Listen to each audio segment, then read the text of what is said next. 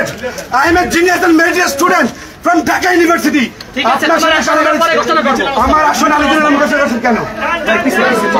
No, আপনারা এই কেন আসেন?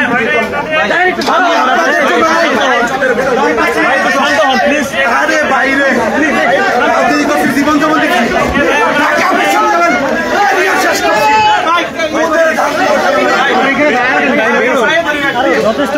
রিলস পার্টি রিলস পার্টি আমাদের বললাম তো আজকে আমাদের রাখবো না ভাই বের হইতে দেন যাই ভাই বের হইতে দেন এই মারো বেরো তো মারো বেরো বেরো কাহিনী করে লাগছে আমি যাব বেরো এই গ্রেস বন্ধ গ্রেস বন্ধ বেরো যাই চ্যাম্পিয়ন না জবাব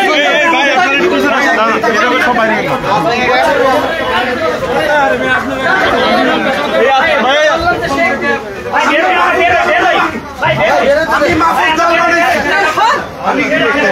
দর্শক এখানে 36 আসনের প্রার্থী ঘোষণা করেছে। তো একজন গণ অধিকার পরিষদের এক নেতা আসলে তিনি এই প্রার্থী ঘোষণা মানছেন না, এর জন্য তিনি এখানে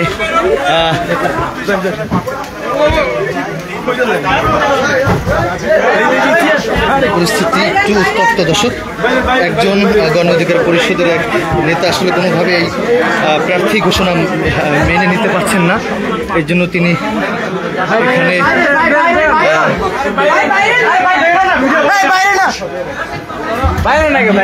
এখনো ভিডিও নিচ্ছে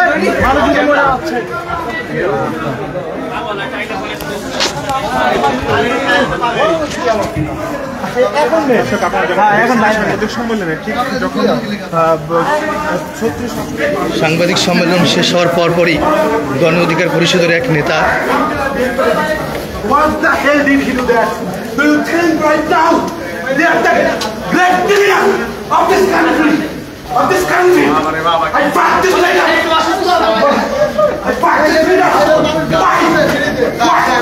I don't like this leader at all. What kind of disability with me? এই ধরনের পরিষ্কার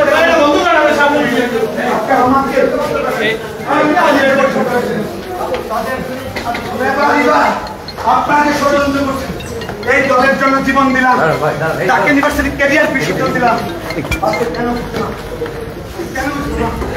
আমি আমাকে ছেড়েন। ওকে ওকে আপনি ভালোবাসেন কথা কমু না, আপনার জীবন যখন শেষ করছেন। দর্শক যেমনটি আমি যদি একটু পুরো বিষয়টা বলি, 36টি আসনের প্রার্থী ঘোষণা করেছে গণ অধিকার পরিষদ।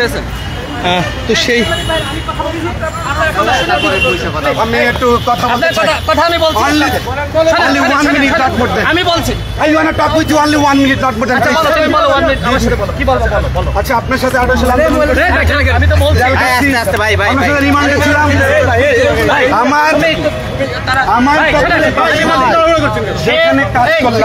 জি বলেন।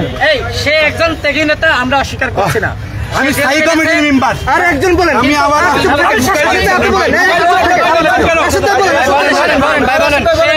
সে একজন ত্যাগী নেতা, আমরা অস্বীকার করি না।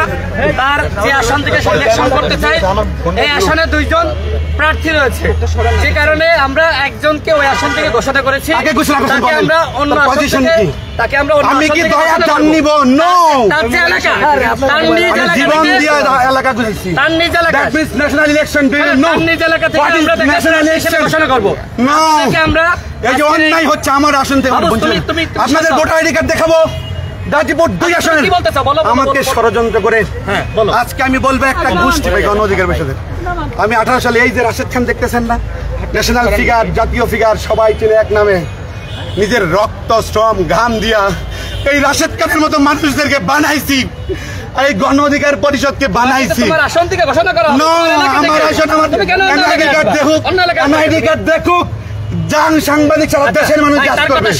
আমি বলি এই রাশেদ খান সামনে আমার ভাই, সে আমাকে এই যদি হয় ভাই ভালোবাসার বৈষম্যের শিকার, তোমাকে তোমার আসন থেকে ঘোষণা করা হবে। আমার আসন থেকে আপনারা কোন স্বার্থে? তুমি একটা ঢাকা বিশ্ববিদ্যালয়ের ছাত্র, তুমি তো নিজেকে মিডিয়ার সামনে পাগল হিসেবে তুলে ধরছো। 6 বছর আমি পাগল হিসেবে তুলে ধরছো। 6 বছর আমি এখানে ত্যাগ এরকম করছি। কেউ করে? আমি ভাই কি জেল কাটি না 11টা মামলা, 11টা মামলা কেন মাহমুদের এগেইনস্টে হবে? 11টা মামলা কি অন্য মানে তাদের শেষ হয়েছে না? 11টা মামলা চলে আমার বিরুদ্ধে এই গণ অধিকার পরিষদ করে। আমি কথা বলে আসছি। But why? Why? এটা খুব খারাপ হচ্ছে। আমি কেন এইটা সারা দেশের মানুষের লাইনে কেন এই কাজ করলেন? খারাপ করতেছো। তোমার রাজনীতি মনে করো একদিনের শেষ। ঢাকা ইউনিভার্সিটি রাজনীতি করছি, তোমার রাজনীতি শেষ। আন্দোলন করলাম, একটু সাইলেন্ট, সংগ্রাম করলাম। আপনি আপনার মন গড়া কথা বলেন। শহীদুলের আসলে তো ঘোষণা করা হয়নি, সে কি পাগলামি করতেছে? শহীদুলও ভালো পাগলামি করতেছে। মাহফুজ শুনে দুইজন কেন্দ্রীয় নেতা কি করবে? দুইজনের কেন্দ্র আমি কোন পদ শুরু 11টা মামলা এই রাজনৈতিক দল কইরা। আমি কথা বলে দিই, আসেন আসেন আমার কথা নিলেন না, আসেন চলেন আপনি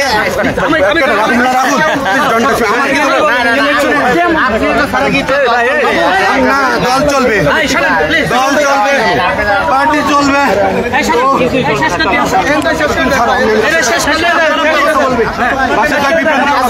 রাশেদ ভাই আপনি সবাই বাইরে নিয়েই কথা বলেন, বাইরে নিয়েই কথা বলেন এটা কিন্তু শেষ কথা।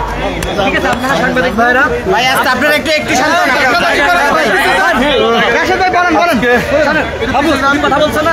না আমি বলবো, আপনি বলেন, আমি বলেন। আমরা আজকে প্রাথমিকভাবে 37টি আসন আমরা ঘোষণা করি। আমাদের মাহমুদুর রহমান সিনিয়র নেতা আমরা সব স্বীকার করি, আমরা সব স্বীকার করি। সে ত্যাগী নেতা, জেল খেটেছে, রিমান্ডে ছিল, সব স্বীকার করি। কিন্তু তার যে এলাকায় সে ওই এলাকা থেকে ইলেকশন না করে অন্য এলাকায় ইলেকশন করতে চায়। আমরা এর জন্য তাকে বলেছি যে তুমি তোমার এলাকা থেকে ইলেকশন করো।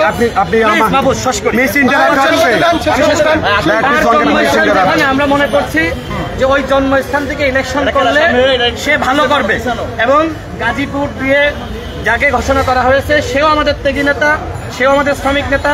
এখন একটি আসনে যদি দুইজন থাকে, দুইজন থাকলে তো আমরা কেন্দ্রীয় নেতা হিসেবে আমাদের সিদ্ধান্ত নিতে হয়। তো মাহফুজ ঢাকা বিশ্ববিদ্যালয়ের ছাত্র, ত্যাগী নেতা, সে তার নিজ এলাকা থেকে ইলেকশন করবে। এই জন্য আমরা তার আসনটি এখন, যেহেতু সে একটু মানসিকভাবে অসুস্থ, আমরা এখন তার আসনটি ঘোষণা এখন করি না, আমরা শীঘ্রই তার আসন ঘোষণা করব। সাংবাদিক ভাইরা তার বক্তব্য নিয়েছেন, আমার বক্তব্য নিয়েছেন। না আমি বক্তব্য দেই নাই, আমি পাগল। আচ্ছা আমি বলছি যে পাগলামি করে না, শোনেন, আমি বলছি যে পাগলামি করে না। আমি বলছি যে পাগলামি করে না, এটা স্বাভাবিক একটা ব্যাপার না। স্বাভাবিকভাবে বলছি যে সে পাগলামি করতেছে। আপনারা যদি মিডিয়ার ভাইরা এগুলো যদি এইভাবে তুলে ধরেন, মানুষের কাছে তো আসলে মানে খুবই দুঃখজনক। আসলে একটা বললেন সে পাগল, আসলে কি সে পাগল? আমি বলে পাগলামি আর পাগল তো আর একটা। ওই আসন থেকে আমরা আরেকজন সাংবাদিক ভাইরা, আপনারা সবসময় সঠিক সংবাদ প্রকাশ করবেন। সেই এখন আছে সঠিক করবে।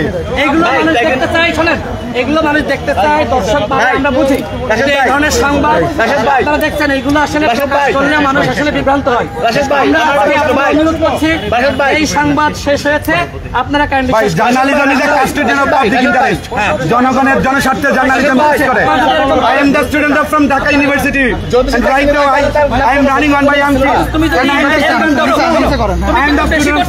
আমাকে বহিষ্কার করবেন, আমি রাজনীতি করব না। রাজনীতির আমাকে আমি একটু আমাকে ঢাকা বিশ্ববিদ্যালয় না, শহীদ দলতে মামলা করা, চুপ কর, মামলা করা ঢাকা বিশ্ববিদ্যালয় না।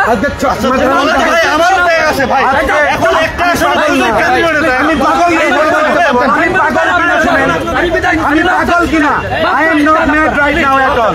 আমি পাগল না, কিন্তু আমাকে আমার যেমনটি শুনছিলেন, আমি পুরো বিষয়টি শেষ করব। মূলত গণ অধিকার পরিষদের 36টি আসনের প্রার্থী ঘোষণা করেছে, সম্ভাব্য প্রার্থী। তো এই সম্ভাব্য প্রার্থীর মধ্যে একজন নেতা, তার নাম সম্ভবত মাহফুজ, তার নাম ঘোষণা হয় না। তিনি বলেছেন আমি দলের জন্য অনেক করেছি, আমি রাশেদ খানের মতো এক নেতাকে তৈরি করেছি, এমনটি তিনি বলেছেন। তো সব কিছু মিলিয়ে তার নাম প্রার্থী হিসেবে ঘোষণা করেনি, এর জন্য মূলত তিনি আসলে খুব ক্ষোভ প্রকাশ করেছে। আমি লাইভটা শেষ করি।